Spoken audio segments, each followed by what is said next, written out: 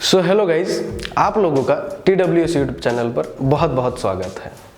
आप लोगों ने तो सुना ही होगा, never put all your eggs in one basket.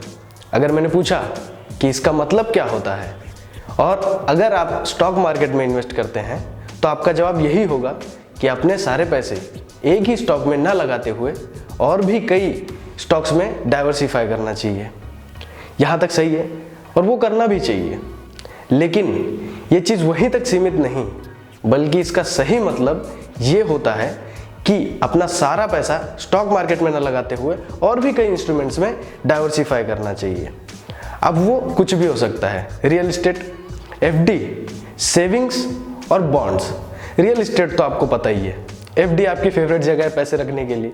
और बात रही सेविंग्स तो आप जो बचा कुचा होगा वो FD में डालोगे। पर FD से अगर ज़्यादा रिटर्न चाहिए और उसे बचाने के बाद अगर अच्छा रिटर्न चाहिए उस पर, तो क्या करें? बॉन्ड, जेम्स बॉन्ड, नाम तो सुना ही होगा। हाँ, ये मूवी वाला जेम्स बॉन्ड नहीं, यहाँ एक बॉन्ड पेपर की बात हो रही है जिसमें इन्वेस्टमेंट भी की जा सकती है। तो चलिए समझ लेते हैं बॉन्ड्स को एग्जाम्पल्स के साथ, ताकि आपको बॉन्ड्स एकदम अच्छे से समझ में आ जाए।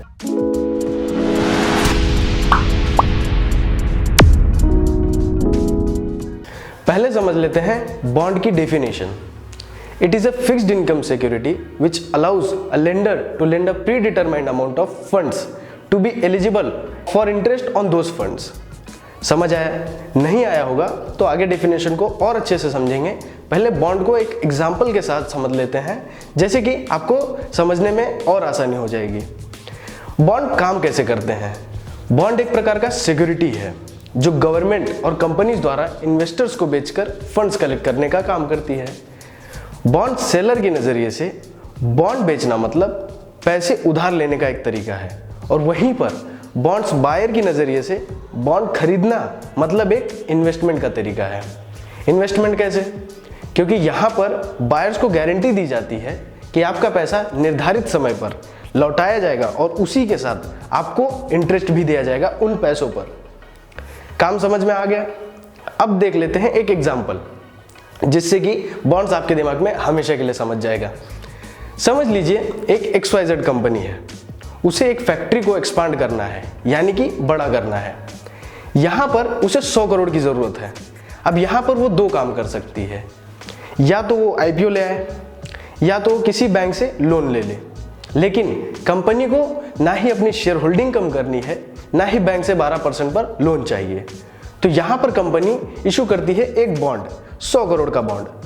तो बैंक या IPO के बजाय कंपनी 100 करोड़ का एक बॉन्ड बेचकर पैसे जुटाने का काम करती है। तो देखते हैं कंपनी बॉन्ड बेचती है यानी क्या करती है। एक 100 करोड़ का बॉन्ड इशू करने के बाद वो रिटेल लोगों के लिए एक दरवाजा खोल देती है कि आप लोग मिलकर हमें 100 करोड़ रुपए दीजिए, हम उन 100 करोड़ पे आपको कुछ % इंटरेस्ट देंगे। अब उस पैसों पर इंटरेस्ट के हिसाब से रिटर्न्स वो लोग अपने हिसाब से देंगे। अब समझ लेते हैं कंपनी बॉन्ड की कुछ टर्म्स और कंडीशंस क्या होती हैं, और वो उस टर्म्स एंड कंडीशन के हिसाब से आपको इंटरेस्ट का वादा करती है। यानी कि अगर आपने और मैंने उस बॉन्ड में इन्वेस्ट किया तो हमें साल का 8% इंटरेस्ट मिलेगा एज पर बॉन्ड इशूअर, जिसमें अक्सर बॉन्ड का इंटरेस्ट 6 महीने पर दिया जाएगा। यानी कि आपको 4% इंटरेस्ट हर 6 महीने पर मिलेगा। अब तो बॉन्ड क्लियरली समझ गया होगा। तो चलिए फिर से एक बार बॉन्ड की डेफिनेशन समझ लेते हैं, यानी कि आपको और अच्छे से समझ जाए। It is a fixed income security. Fixed income कैसे? क्योंकि यहाँ पर स्टॉक मार्केट कहीं भी जाए, ऊपर नीचे, आप लोगों को 8% इंटरेस्ट आपके इन्वेस्टमेंट पर मिलेगा। And it allows a lender to lend a predetermined amount of. Predetermined मतलब क्या? यहाँ पर आपको एक जो पैसा होता है एक फेस वैल्यू के हिसाब से देना होता है। फेस वैल्यू आपको तो पता ही होगा, अगर आप शेयर बाजार में, तो हर कंपनी का एक फेस वैल्यू होता है जिस हिसाब से आपको इन्वेस्टमेंट की जाती है। अब वो कुछ भी हो सकता है, 10,000 हो सकता है, 1 लाख हो सकता है, या 10 लाख भी हो सकता है। आप इन्हीं के मल्टीपल्स में बॉन्ड्स बाय कर सकते हैं, और वही अमाउंट मिनिमम इन्वेस्टमेंट अमाउंट होता है जो आप इन्वेस्ट कर सकते हैं और उस पर इंटरेस्ट कमा सकते हैं। अभी डेफिनेशन क्लियर है? नहीं हुआ होगा तो एक बार स्टार्टिंग से फिर से देख लीजिए, बड़े आराम से समझ आ जाएगा। अब देखते हैं कुछ टर्म्स जो बॉन्ड्स में यूज किए जाते हैं। ये आपको इन्वेस्टमेंट के हिसाब से रिसर्च करने में मदद आएगी। मोस्टली 5 टर्म्स यूज होते हैं।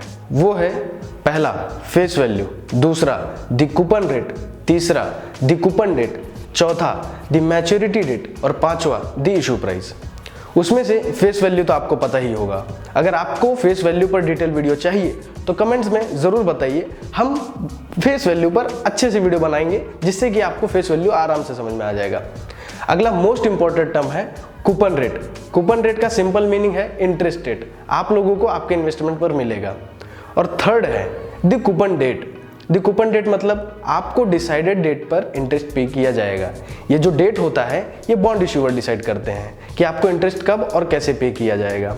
ये मंथली हो सकता है या क्वार्टरली हो सकता है और ज़्यादातर सेमी एनुअली ही होता है ना। फोर्थ मैच्योरिटी डेट, इसको आसान भाषा में कहें तो वो जो पैसे आपने बॉन्ड इश्यूअर को दिए हैं अब वो आपको वापस मिल जाएगा। इसको ज़्यादातर रिडेम्पशन डेट भी कहा जाता है। समझ गए? Now let's see how many types of bonds are there.